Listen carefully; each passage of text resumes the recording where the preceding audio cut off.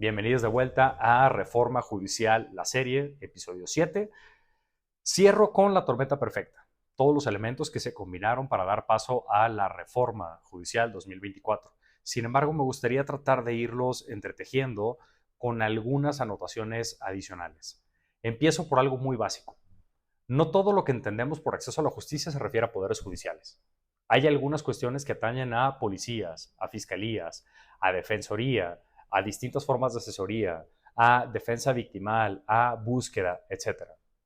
Otro tema importante es que no todo es federal y de hecho muchísimos de los casos que se exponían venían de la justicia local. El tip para todo esto es, si ves que dice Tribunal Superior de Justicia del Estado de, es porque es de un estado de, local, no es una cuestión federal.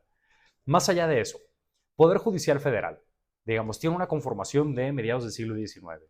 Tenemos también un juicio de amparo, que es este mecanismo creado para tutelar derechos humanos. Nos encantó el juicio de amparo. Sin embargo, muy pronto las autoridades, particularmente del Congreso y del Poder Ejecutivo, se dieron cuenta que el amparo a veces les estorbaba.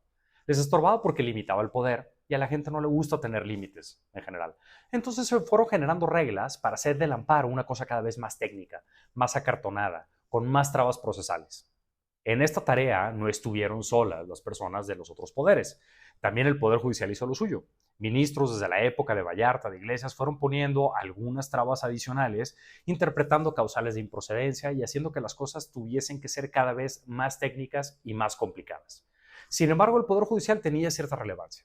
Llegamos a la época revolucionaria. El Poder Judicial se mantiene y de hecho le ayuda al Estado mexicano a dar esta imagen de que existía un equilibrio y una división de poder real en México. 1934, Lázaro Cárdenas decide que no está muy de acuerdo con esto, que a él ese tema de la apariencia le importa muy poco y que el tema de los límites le importa mucho menos. Y entonces básicamente hace una especie de apoderamiento, de conquista del Poder Judicial, centralizándolo por completo, destituyendo a todas las personas que integraban al Poder Judicial de la Federación. Tenemos a un Poder Judicial entonces completa y absolutamente irrelevante. Los ministros de la Suprema Corte era muy común que se fueran de embajadores, que se fueran de secretarios de Estado, que se fueran de diputados, etcétera, etcétera. Y llegamos entonces hasta un punto de quiebre en 1994, cuando Cedillo, en una reforma no consultada, no trabajada y sin previo aviso, eso es cierto también, destituyó también a los ministros de la Suprema Corte. Sin embargo, le da nuevas atribuciones como un tribunal constitucional y empieza a generar algunas herramientas que sin embargo tampoco terminaban de encajar. ¿Y por qué no encajaban? Porque no existía una auténtica perspectiva de derechos humanos. Seguíamos arrastrando ese amparo técnico, ese amparo complicado, ese amparo que no le sirve realmente a la gente. Sin embargo, llegamos a la reforma 2011. Después de múltiples abusos y violaciones a derechos humanos, al final del sexenio de Calderón se modifica la Constitución y se hace un intento por tratar de poner a las personas de vuelta en el centro de actuación del Estado. 2011. Después de eso tuvimos varios esfuerzos para que todos estos avances en materia de derechos humanos fuesen permeando al resto de la judicatura. El trabajo costó mucho. Sin embargo, aquí empiezan a darse ya algunos matices y elementos complejos. Matiz 1. No todas las decisiones eran correctas. No todos los casos donde supuestamente enjuiciaban derechos humanos eran realmente temas de derechos humanos. Hay algunas cuestiones de política pública que eran solamente de política pública. Por ejemplo, el tema de campaña de vacunación. Entiendo que dolía mucho, había vidas en juego, había cuestiones que importaban. Sin embargo, que una jueza o juez decidiera cuál era el orden en el que se debía vacunar a las personas, más allá de ciertos casos de discriminación, más allá de ciertas exclusiones, complejo. Que una jueza o juez definiera cómo deben volar los aviones en el Valle de México, complejo también. Que la Suprema Corte tuviese incidencia en la distribución de libros de texto gratuitos de la SEP, complejo también. Todos esos temas fueron complejos. Muchos de esos se fueron resolviendo después, se fueron corrigiendo. Hay algunos otros que realmente no son tan complejos, pero que son escandalosos. Por ejemplo, todo lo que tiene que ver con congelamiento de cuentas. Eso de congelamiento de cuentas que aparentemente es la principal herramienta para detener criminales. Hay muchas otras cosas que se pueden hacer y esto es un tema cautelar. Para cuando se congelan las cuentas, normalmente no hay nadie condenado. Estamos hablando de algo que se hace mientras. Y lo que ha pedido la Suprema Corte en las dos salas es que se requiriera una autorización judicial antes, como pasa con cateo, como pasaba con arraigo, como pasa con intervención de comunicaciones privadas. No es nada del otro mundo. Y dicho sea de paso, este tema que se lo achacan constantemente a Norma Piña, bueno, la segunda sala lo votó y en la primera sala la votación fue de 4-1. Quien votó en contra del criterio para requerir autorización judicial previa era Norma Piña, precisamente.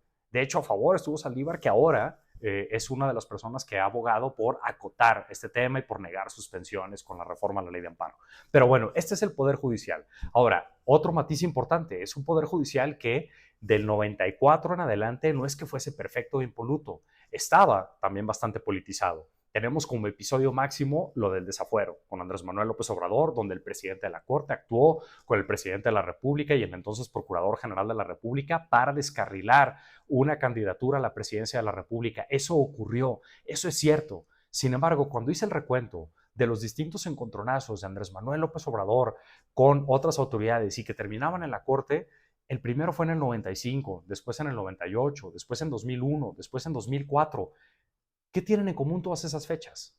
No queda ninguno de los ministros y ministras de esa época. Ya no estaban, no por la reforma reciente, porque les destituyeron a todos, ya no estaban desde antes. La Constitución cambió en 2011, perdón, no es que cambiara la ideología de las ministras y ministros, no eligieron votar de una forma distinta, cambió el texto constitucional, se le dio centralidad a los derechos humanos y estábamos en ese proceso. Era un proceso complejo, sin embargo, los agravios personales que había resentido Andrés Manuel López Obrador eran ciertos, pero no eran actuales. Yo no le achacaría a la presidencia de la República las masacres durante el sexenio de Peña Nieto. Yo no le achacaría los episodios de graves violaciones a derechos humanos durante el sexenio de Cedillo. Yo no hablaría del mátalos en caliente para criticar a la presidenta Claudia Sheinbaum. Evidentemente no, porque han cambiado las personas que ocupan la presidencia y porque ha cambiado la figura de la institución presidencial en general. Ha cambiado la Suprema Corte, cambiaron sus integrantes. Estábamos en un contexto completamente distinto. Ahora, en este contexto empieza un golpeteo constante. Llega la presidencia de Arturo Saldívar. Y Arturo Saldívar, más allá de las luces a las que ya hice referencia, tiene sombras muy preocupantes y dentro de estas sombras presta 3 servicios básicos a la presidencia de la República. Le presta el servicio, primero, de aparentemente retrasar el turno de los asuntos, como el manejo de la lista, convenciendo a las ministras y ministros de que no era el momento o como sea que fuera. Lo cierto es que los asuntos no se listaban. México Evalúa hizo un estudio bastante minucioso al respecto y no solo eso, cuando cambió la presidencia de la Suprema Corte, los asuntos empezaron a fluir. Asuntos que tenían 2, 3 años en la Suprema Corte, que dependía de las ministras y ministros ponentes, no sé, lo cierto es que empiezan a fluir. Segundo servicio que prestó, ataques a la cúpula judicial. Ya platiqué de esto, pero fue un ejercicio minucioso y sistemático por ir desestabilizando y quitando del camino a la presidencia del Tribunal Electoral en 2 ocasiones, para quitar a ministros que eran incómodos, para desacreditar a ministros de carrera que tenían cierto arraigo, para desacreditar a ministros en retiro que estaban teniendo también un eco dentro del mundo jurídico y para personas de sociedad civil, etcétera, etcétera. Y el último servicio, que es el que ha sido muy documentado, muy estudiado, muy explorado y del cual ya hablé en una entrevista y no me referiré más, pero que tiene que ver con las presiones a juezas y jueces. Y esto se vincula con otro factor importante. Desde la presidencia de la República en años recientes se ha dicho que se acabaron esas presiones. Sin embargo, creo que más bien tomaron una forma un poquito más austera y republicana. Ya no tenían que mandar a los vetos, ¿no? A estos consejeros jurídicos de antaño que iban a presionar ministros, magistrados y jueces. Ya no tenías que gastar en papel, en memorándums, en toner, en gasolina, en estacionamiento, ni nada. Un mensaje en la mañanera, directo, cuando exhiben tus cuentas, cuando exhiben tu actuación y llaman a que te investiguen, manda un mensaje escalofriante. Pero si ese mensaje escalofriante además es respaldado con una operación tras bambalinas donde algunas personas juzgadoras eran presionadas a puerta cerrada, el mensaje llega y el mensaje cala. Entonces yo no creo genuinamente que el presidente de la República hubiera buscado presionar a juezas y jueces. Yo creo que el mensaje llegaba, sin embargo. ¿Por qué vías? Por las que sean. Ahí es donde estuvo la verdadera erosión. La presidencia de Luis María Aguilar fue desastrosa. Generó conflicto, generó tensión y creó una problemática incluso donde no la había, exacerbó las tensiones existentes. Pero la presidencia después de Saldívar terminó de erosionar los cimientos.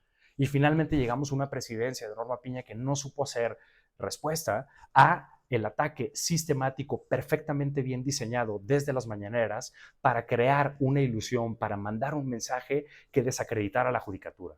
Así llegamos a la